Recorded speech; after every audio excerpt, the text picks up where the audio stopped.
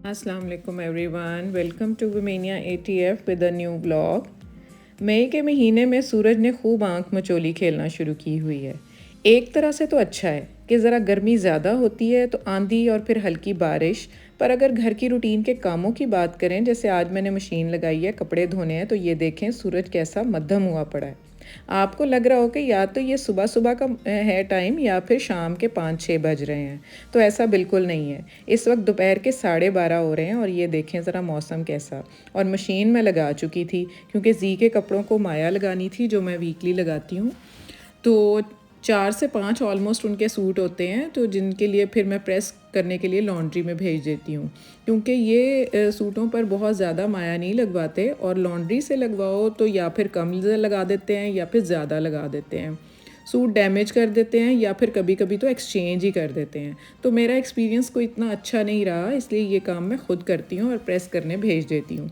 तो आज मैं 4 से 5 सूटों के लिए माया बना रही हूँ। इसके लिए मैं 1 लीटर पानी लिया है प्लास्टिक के बड़े बाउल में, और ये 4 कप मैंने डाले हैं माया के। ये मैंने कप के बराबर एक रखा हुआ है ये यूटेंसिल सा, तो उसके अंदर ये डिब्बे के अंदर फिक्स हो जाता है। तो इस तरह से ये मैं इसके अंदर डाल दूँगी। तो ये बिल्कुल पाउडर सा होता है, जैसे कस्टर्ड पाउडर होता है, बिल्कुल फ़ाइन सा पाउडर। तो इसको पानी में अच्छी तरह से मिक्स कर लेना है। कुछ लोग डायरेक्ट पाउडर को पतीले में डालकर उसको बॉईल कर लेते हैं, लेकिन आपने ऐसा नहीं करना, क्योंकि इस तरह करने से ना गुठलियाँ और लम्प्स बनने के पूरे चांसेस होते हैं। तो फिर आपको उसे स्टेन करना पड़ता है। इस तरह से बिल्कुल क्लियर माया वाला पानी रेडी होता है और कपड़ों में गुठलियाँ बिल्कुल नहीं लगती। तो वो पानी जो मैंने मिक्स किया था कस्टर्ड की तरह, आपने एक बड़े पतीले में उससे 4 गुना ज़्यादा पानी लेना है, और फिर जब उसको एक बॉयल आ जाएगा तो उसके अंदर वो माया वाला पानी डाल देना है। और इस तरह से जैसे जब ये ट्रांसलूसेंट सा हो जाएगा, आपने देखना है कि इसके अंदर कोई गुठली नहीं है, तो इसको जो है आपने एक बड़े सारे मेटेलिक किसी बोल में निकाले ना। जैसे मैंने स्टील का बोल यूज़ किया है, तो आप कोशिश करें, क्योंकि प्लास्टिक के बोल में इतना गर्म जो है माया आपने नहीं डालनी। तो फिर उसको आप चम्मच से हिलाते रहें। मैं तो इसको इसलिए भी हिला रही हूँ क्योंकि मौसम कुछ इस तरह का हुआ है, माया लगानी है, उन्होंने ड्राई भी होना है, तो लॉन्ड्री करने भेजना है। तो लेकिन वैसे भी आपने इसको हिलाना है, क्योंकि कस्टर्ड को जब ठंडा करते हैं तो उसके ऊपर एक थिक सी लेयर आ जाती है ना।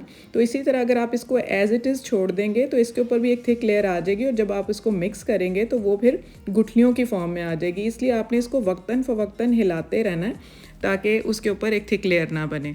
अब ये ठंडा हो गया, तो इसके अंदर मैं इतना ही एक पतीला और पानी का डाल दूंगी। अब डिपेंड करता है कि आपने कितनी माया लगानी, ज़्यादा लगानी, कम लगानी। मैंने तो मीडियम सी लगानी, इसलिए मैंने 2 पतीले इसमें और डाल दिए। अगर आपने ज़्यादा लगानी हो तो 1 पतीला पानी का आप इसके अंदर ऐड कर सकते हैं, तो वो काफ़ी थिक सी माया लग जाएगी। तो ये सूट जिनको मैं माया लगा रही हूँ, ये लाइट कलर के हैं, और उनमें से कोई भी ऐसा नहीं है जिसका रंग छूटता हो। अदरवाइज़ अगर रंग छूटता हो किसी कपड़े का, तो आप उसके लिए इसी में से अलग पानी लेकर तो उसको अलग से डिप कर सकते हैं। तो यहाँ सबसे पहले आपने देखना है कि सूट की पहले से आप शलवार जो है उसको डिप कर लें। शलवार को पहले आप उल्टा कर लें, आप सारे कपड़ों को पहले उल्टा कर लें, फिर शलवार के पाइंचे को पहले डिप करें, क्योंकि यहाँ फ्यूजिंग लगी हुई है। तो उसको डिप करके अच्छे से ज़रा सॉफ्ट हाथ से उसको मल लें। फिर उसके बाद सारे को हल्का हल्का प्रेस करके, तो आपने बहुत ज़्यादा नहीं इसको निचोड़ना, बस नॉर्मल सा निचोड़ना है। निचोड़ के आप इसको रख लें। फिर उसके बाद शर्ट की बारी आती है। शर्ट को भी आप देखें, पहले कफ़ लें, आप कफ़ के ऊपर हल्का सा उसको सॉफ्ट सा मल लें, और फिर कॉलर, और उसके बाद फिर जो आपकी फ्रंट की पट्टी होती है, यानी कहने का मकसद है कि जहाँ पर भी फ्यूजिंग लगी हुई है ना, वहाँ पर आपने सबसे पहले डिप करके उसको हल्का सा मल लेना है, ताकि उसके अंदर अच्छे से माया रच जाए। क्योंकि यहाँ पर जब प्रेस होता है ना कपड़ा, तो यहाँ पर उसकी नीटनेस इसी तरह आती है कि अगर उसको अच्छे से माया उसके अंदर रची हो। तो फिर बाकी की आपने शर्ट को डिप करके हल्का सा मल के, तो उसको आपने थोड़ा सा निचोड़ लेना है लाइट सा, इस तरह से। इस तरह आप बाकी कपड़ों को भी कर लें। अब इसमें कोई वाइट कपड़ा नहीं है, अगर वाइट कोई कपड़ा होता तो मैं उसको इसके अंदर माया के अंदर नील भी डाल सकती थी, लेकिन चूंकि यहाँ पर वाइट कपड़ा कोई भी नहीं है, ऑफ वाइट है, ये करंडी का सूट है, तो ये है कि मुझे नील की ज़रूरत नहीं है। और अगर कोई कलर्ड कपड़ा हो तो उसके लिए मैंने बताया कि अलग से आप जो है वो ले सकते हैं पानी इसके अंदर, और उसको अलग से आप डिप करें ताकि बाकी कपड़ों को रंग ना लग जाए।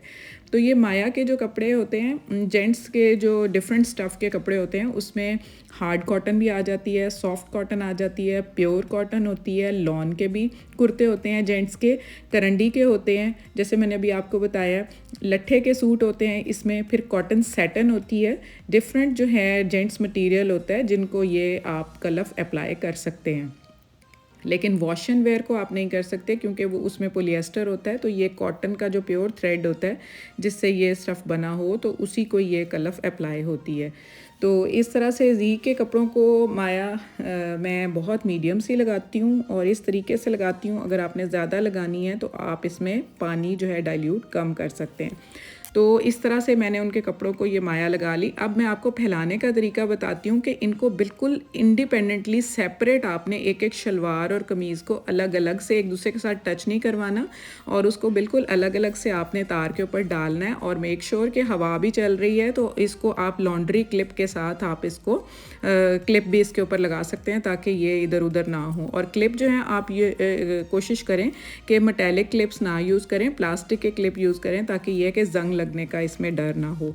तो इस तरह से ये इनके कपड़े प्रेस होके आ गए हैं। अब आप ये देखें कि इनके सारे सूट जो हैं उनको बहुत नॉर्मल सी कलफ लगी है, इतनी ज़्यादा नहीं लगी और ना ये बहुत ज़्यादा सख्त हैं और ना बहुत ज़्यादा सॉफ्ट हैं।